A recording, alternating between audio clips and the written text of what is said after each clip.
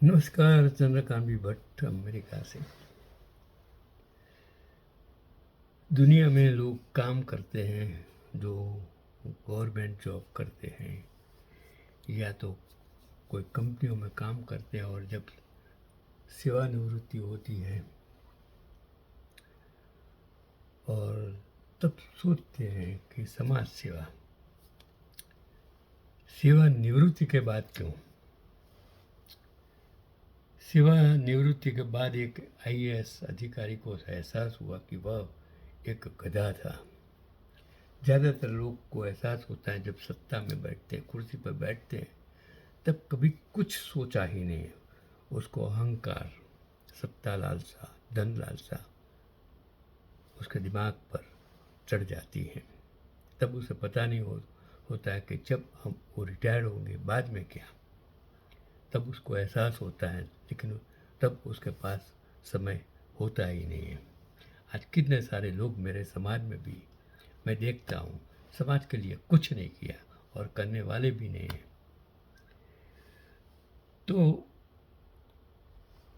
हाल ही में एक सेवानिवृत्त आईएएस अधिकारी का दिवाली लेख सोशल मीडिया पर मुझे पढ़ने को मिला। उसमें लिखा था कि सेवानिवृत्ति के बाद यह मेरी पहली दिवाली थी। नौकरी के दौरान दिवाली से एक हफ्ता पहले ही लोग तरह तरह के उपहार लेकर आना शुरू कर देते थे। उपहार इतने अधिक आते थे कि जिस कमरे में हम सामान रखते थे वह किसी दुकान जैसा बन जाता था। यही तो हालत है।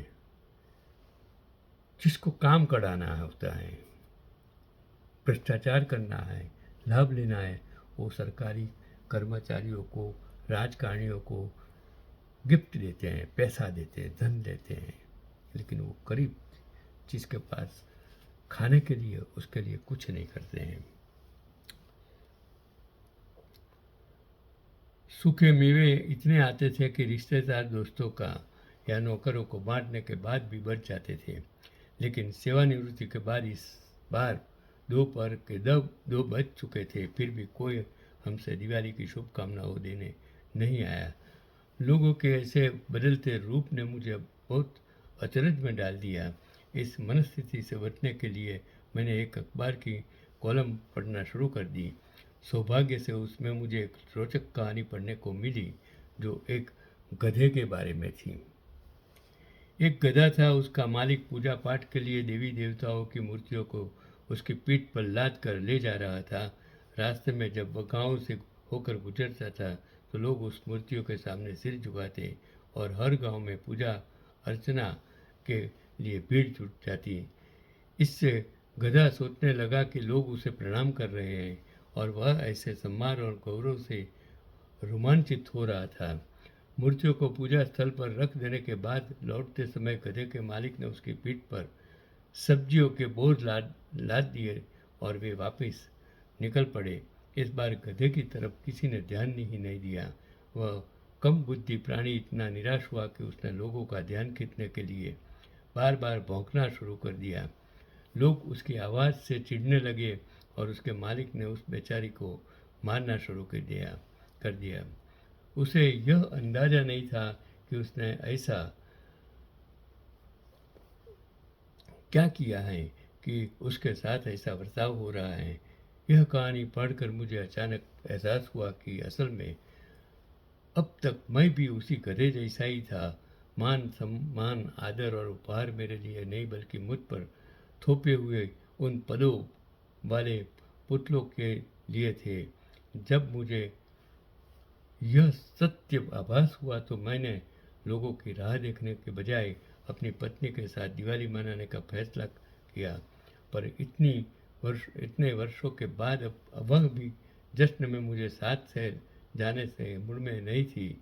उसने कहा, जब मैं इतने सालों में तुम्हें कहती आई कि तुम घोड़े से बढ़कर कुछ नहीं हो, तो तुमने कभी माना ही नहीं।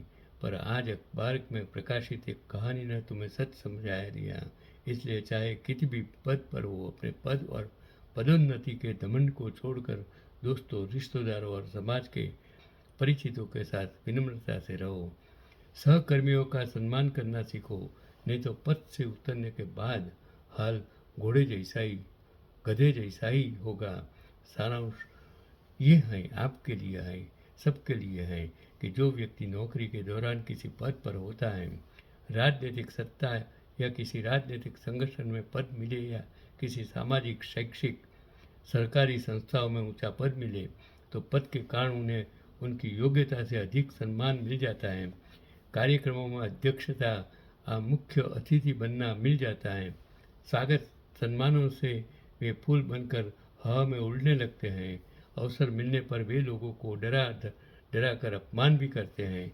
खुशामदखोरों और चापलूसों से घिरे रहने के कारण वे सच्चे लोग जो अपना विरोध करते हैं उनकी उपेक्षा कर उन्हें तंग करते हैं। ऐसे लोग सेवानिवृत्त होने या पद सत्ता जाने के बाद अधिकतम समय बदहाल हो जाते हैं। इसके बाद उन्हें अपने अहंकार में अकेलापन और खालीपन महसूस होता है। वे एक तरह की आत्महीनता में जीने लगते हैं। जिंदगी में जब भी उन्हें कोई ऐसा व्यक्ति मिलता है जिन्हें उन्होंने परेशान किया हो या तो उनके व्यवहार का शिकार हुआ हो, तो वे उसे ऐसा महसूस कराने का कोई मौका नहीं छोड़ते। ऐसे लोग उन्हें घृणा की दृष्टि से देखते हैं और जो लोग अपना पद खोते रहते हैं वे उनके बारे में बुरा भला कहते हैं। मनुष्य की विनम्रता और सरलता ही उनके जीवन को आत्मसंतुष्ट और सफल बनाती है। यही जीवन का सच्चा मूल मंत्र है। इससे कोई फर्क नहीं पड़ता कि वास्तविकता और काल्पनिकता जीवन की एक भाग है, लेकिन अनुभव के अनुसार यह बिल्कुल सत्य है। जब आपको कोई पद, होद्दा या शक्ति मिले तो ऐसा व्यवहार करें कि लोग आपको आपके स्वभाव और निष्ठा के कारण याद रखें। पद चला भी जाए तो लोग इस पद या कुर्सी पर नियुक्त व्यक्ति का सम्मान नहीं करते, यहाँ तक कि वो जो व्यक्ति पद छोड़ देता है या सेवानिवृत्त हो जाता है उसे याद भी नहीं करते। तो एक आईएएस सेवानिवृत्त इंसान का जो अनुभव, मैंने ऐसा कितने लोग देखे हैं, कितने जज देखे हैं, कितने ऑफिसर्स देखे हैं। मैं गांधीनगर में जाता था तब मुझे आज भी याद है, मेरा भतीजा नरेंद्र उपाध्याय सीबीआई ऑफिसर था, आईबी में था, उसके साथ मैं जाता था। मुझे आज भी याद है एक शुक्ल साहब थे, तो मैं एक दुर्गानगर सोसाइटी के बारे में मिलने के लिए जाते थे हम। तो उस वक्त जब शाम को 4:30 बजे हम उसके ऑफिस में जाते थे, फिर वो भगवान की पूजा करते थे, फिर बैठते थे, ब्राह्मण थे, बोलो, और फिर बोलते बोलते उपाध्याय साहब बैठो, बात करते थे। तब उन्होंने मुझे बात बताई, मुझे आज भी वो बात याद है। उन्होंने कहा कि देखो भट्ट साहब, आप तो शिक्षक हैं, सामाजिक कार्य का बुद्धिशाली हैं, आप पढ़े लिखे इंसान हैं, ये भी आईबी वाला है, वो भी, हम सब ब्राह्मण हैं। देखो यहाँ इस मेरी जो ऑफिस में मेरा जो पद है, तो यहाँ कितने राजकीय नेता आए और चले गए, कितने पक्ष वाले बदल गए, पक्ष भी बदल गया। मैं यही कुर्सी पर यहीं का ही हूँ। तो ये जो लोग मतलब पटावाड़े के लायक नहीं है, जिसकी डिग्री नहीं है, जिसकी सोच नहीं है, जिसकी बुद्धि नहीं है, पढ़े लिखे नहीं है, ऐसे लोग जब मतलब हुद्दा पर आ जाते हैं, मंत्री बन जाते हैं और आकर कहते हैं कि ले ये काम कर लो, फाइल देते हैं, तब मैं क्या करता हूँ कि मुझे पता है काम हो नहीं सकता, इम्पॉसिबल, तो मैं ये फाइल को ऊपर चढ़ा देता हूँ और वो फाइल जब वो सत्ता में से चले जाए, दूसरे कोई आए, तो वो फाइल निकाल के उसका सॉल्यूशन लाता हूँ। क्योंकि मुझे रिटायर होना है और रिटायर के वक्त मुझे लाल लीटी नहीं चाहिए। चैरिटी कमिश्नर में एक चैरिटी और डिप्यूटी चैरिटी कमिश्नर, फिर चैरिटी कमिश्नर बना। बहुत अहंकारी था, इंसल्ट करता था कर्मचारियों का।